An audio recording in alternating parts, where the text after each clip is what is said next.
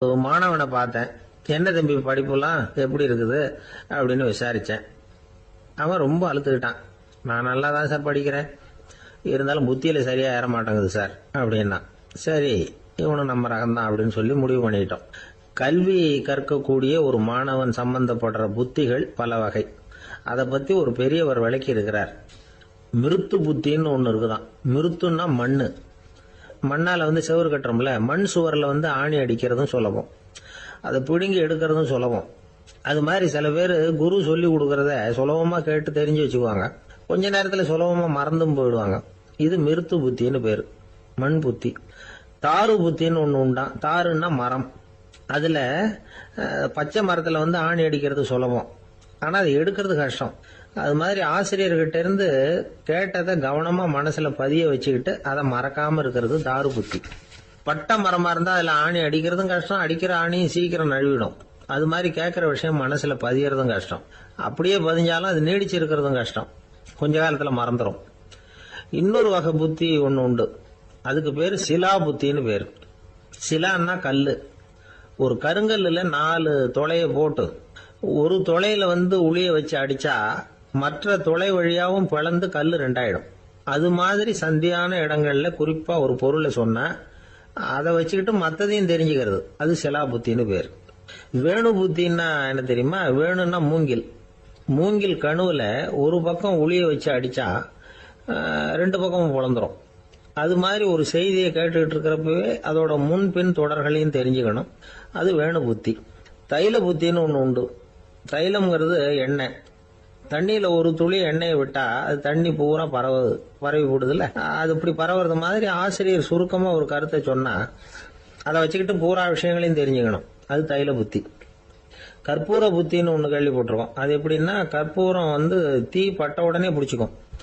ஆசிரியர் சொன்ன உடனே நுண்ணறிவோட பாடங்களை புரிஞ்சுக்கிறது இந்த வகை புத்தி. கரி புத்தின்னு ஒண்ணு. அது எப்படின்னா, கரியில நெருப்பை வச்சு விசிறிய பிறகு அதுக்கப்புறம் அது கறி நெருப்பாகும். அது மாதிரி காலம்பரை சாயந்தர வேலைகள்ல ஆசிரியர் பாடம் சொல்லி கொடுப்பார், அதை கொண்டு புரிஞ்சுக்கிறது இந்த வகை. கதலித்தண்டு புத்தின்னு ஒன்று சொல்லுவாங்க. கதலிங்கிறது வாழை மரம். வாழைத்தண்டுல தீ வைக்கிறது எவ்வளவு சிரமமோ அவ்வளவு சிரமத்தோட கல்வி கற்கிறது கதலித்தண்டு புத்தி. இதை தவிர இன்னும் சில வகையான மாணவர்களை கூட அடையாளம் காட்டுறாங்க. ஆசிரியர் சொன்னதுல நல்லதை மட்டும் எடுத்துக்கிறவன் அன்னம். ஆசிரியர் கிடைச்ச இடத்துல பாடத்தை கேட்டுக்கிட்டு பிறகு தனியா உட்காந்து சிந்திக்கிறவன் பசு. பசுமாடு அப்படித்தானே, புல்லு கண்ட இடத்துல மேயும், அதுக்கப்புறம் நிதானமா அசை போட்டுக்கும். ஆசிரியர் சொன்னதை தவிர வேற எதையும் சொல்ல முடியாதவன் கிளி. பல இடங்கள்ல பாடங்கள் கேட்டு கடைசியில ஒன்னும் புரியாம போறவன் ஆடு. ஆடு ஒரு செடியில வயிறார மேயாது, ஒரே செடியில இக்கரைக்கு அக்கறை பச்சைன்னா அங்கேயும் இங்கேயும் அலைஞ்சிக்கிட்டே இருக்கும். சில பேருக்கு எருமைன்னு பேரு. எருமை எப்படின்னா, குளத்து நீரை கலக்கி தான் குடிக்கும். அது மாதிரி ஆசிரியர் மனசை நோக செய்து பயில்கிற மாணவர்கள்லாம் இந்த ரகம். இவ்வளவுலாம் இருந்தாலும் இந்த காலத்து மாணவர்கள்லாம் ஒரு தனி ரகம். ஒரு ஆசிரியர் வகுப்புல பாடம் நடத்திக்கிட்டு இருந்தார். இலக்கண வகுப்பு. இறந்த காலம், நிகழ்காலம், எதிர்காலம், past tense, present tense, future tense, இதை பத்திலாம் பாடம் நடத்துறார். எல்லாம் சொல்லி கொடுத்துட்டு இப்ப நான் ஒரு வாக்கியம் சொல்லுவேன், அது என்ன காலம் அப்படிங்கறத நீங்க சொல்லணும்னார் ஆசிரியர். சரி, நாங்க மாணவர்கள்லாம், நான் நாளைக்கும் பாடம் நடத்த போகிறேன், இது என்ன காலம் அப்படின்னு கேட்டார் ஆசிரியர். அதாவது நான் நாளைக்கும் பாடம் நடத்த போகிறேன், இந்த வாக்கியம் என்ன காலம்னு கேட்டார். ஒரு பையன் மெதுவா எழுந்திரிச்சு சொன்னான், இது எங்க போதாத காலம் சார் அப்படின்னு சொல்லிவிட்டு உட்காந்துட்டானா. சில பேரை இப்படி சொல்றது உண்டு, அடுத்தவங்களை அனுசரிச்சு நடந்துக்க தெரியல, அவன் என்ன சார் மனுஷன் அப்படிம்பாங்க. சக மனிதர்களோட எப்படி பழகிறது அப்படின்னு தெரியாததுனாலேயே பல பேர் இன்னைக்கு சங்கடப்பட்டுக்கிட்டு இருக்கிறாங்க. வசதி வாய்ப்பெல்லாம் சரியா இருக்கும், ஆனா வாழ்க்கை சரியா இருக்காது. இன்னொருத்தர்கிட்ட எப்படி பேசுறது பழகிறதுங்கிறது தெரியாததுனாலதான் இந்த அவஸ்தை. சரி, இந்த அவஸ்தை இல்லாம வாழறது எப்படி? இதுக்கு அனுபவசாலிகள் சில வழிமுறைகளை சொல்றாங்க.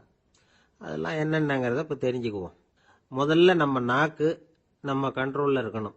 வார்த்தைகளை கொட்டிவிட்டு அதுக்கப்புறம் அள்ள முடியாம கடந்து கஷ்டப்படக்கூடாது. எப்படி பேசுறோங்கிறதும் முக்கியம், பேசுறப்ப எப்படி முகத்தை வச்சிருக்கிறோங்கிறதும் முக்கியம். அன்பா பேசினாலும் நல்லா இருக்கும், அப்படி பேசுறப்ப ஆதரவா அவர் தோள் மேல ஒரு கையை போட்டுக்கிட்டு பேசினா இன்னமும் நல்லா இருக்கும். 2வது விஷயம், இன்னொருத்தர்கிட்ட பேசுறப்ப வாக்குறுதிகளை அள்ளி வீசக்கூடாது. கொடுக்கற வாக்குறுதி குறைச்சலா இருக்கணும். அப்படி கொடுத்த வாக்குறுதியை கண்டிப்பா நிறைவேற்றணும். நாம ஒருத்தரை பாராட்டுறோம் அல்லது அவரை பத்தி அபிப்பிராயம் சொல்றோம்னா அது ஆக்கப்பூர்வமா இருக்கணும்.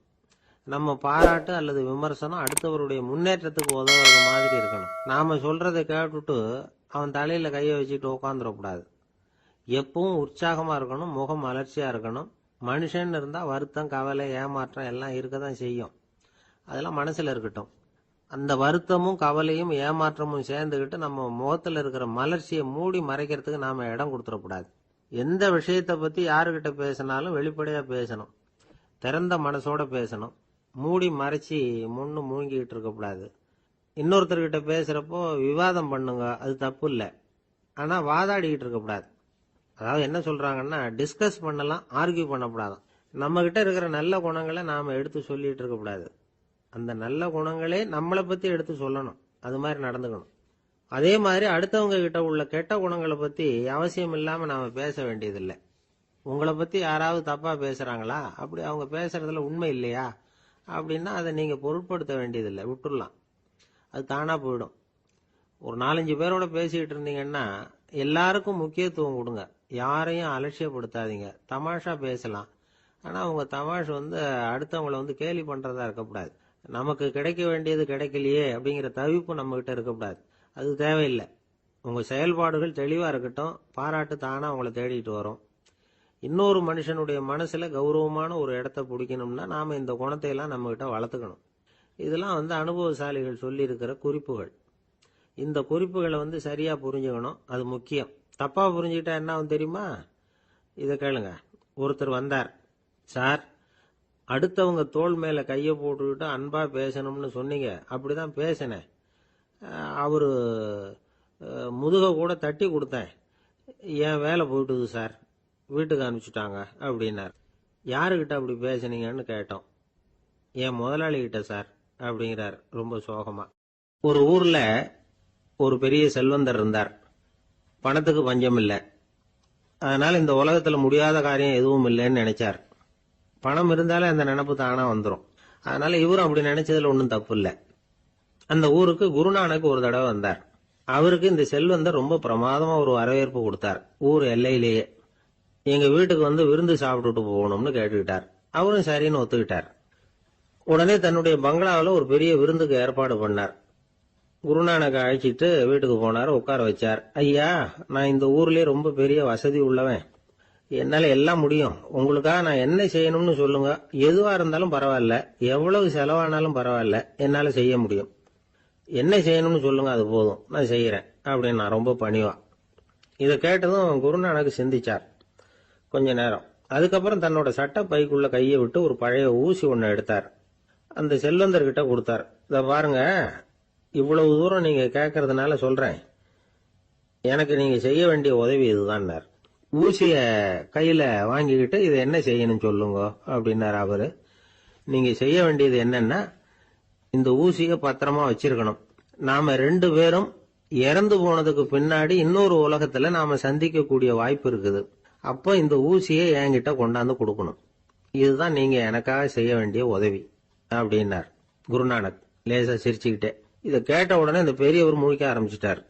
அது எப்படிங்க, நான் சாகிறப்ப எப்படி இந்த ஊசியை எடுத்துக்கிட்டு இன்னொரு உலகத்துக்கு வர முடியும்னார். ஊசி மாதிரி ஒரு சின்ன பொருளை கூட இந்த உலகத்தை விட்டு நாம போறப்ப எடுத்துட்டு போக முடியாதுங்கிறப்போ உங்களோட செல்வத்தை எல்லாம் எப்படி அங்க எடுத்துட்டு வர போறீங்க அப்படின்னு கேட்டார் குருநானக். அதுக்கப்புறம் தான் அந்த பெரியவர் யோசிக்க ஆரம்பிச்சாராம். குருநானக் சொல்றார், இத பாருங்க, நாம செய்யற நல்லது கெட்டது தான் கடைசி வரைக்கும் நம்ம கூட இருக்கும். அடுத்தவங்க நல்லா இருக்கணுங்கிறதுக்காக பொருளை செலவு செய்யணும். அப்படி செய்யலைன்னா எந்த பிரயோஜனமும் இல்லை அப்படின்னார். அதுக்கப்புறம் தான் அந்த செல்வந்தரின் அறிவு கண் திறந்துதான். உடனே குருநானக்க வணங்கினார். ஐயா, என்கிட்ட இருந்த ஆணவம் போயிட்டுது. இனிமே என்கிட்ட இருக்கிற செல்வத்தை நல்ல வழியில செலவழிப்பேன் அப்படின்னாராம். நம்ம கிட்ட இருக்கிற பணம் எப்பவும் நம்ம கூடவே வந்துகிட்டு இருக்காதுங்கிறதுக்கு இது ஒரு உதாரணம்.